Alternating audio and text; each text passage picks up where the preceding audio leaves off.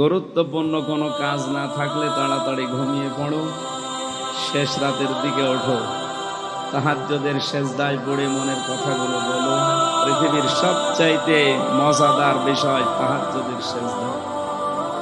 আমি 3টা বছর জেলখানায় ছিলাম, কিছুদিন আগে বের হয়েছে, আপনারা জানেন। এই 3 বছরের ভেতরে সবচাইতে বেশি আমার ভালো লেগেছে তাহাজ্জুদের এই সেজদায় 40-45 মিনিট একাধারে যেটা পড়ে থাকতাম, মনের কথাগুলো মাতৃভাষায় বাংলা ভাষায় আল্লাহকে বলতে পারতাম কেঁদে কেঁদে। আমার মনে হয় স্বামী স্ত্রীর ব্যবহারের চাইতে ওইটা আনন্দ লাগতো বেশি।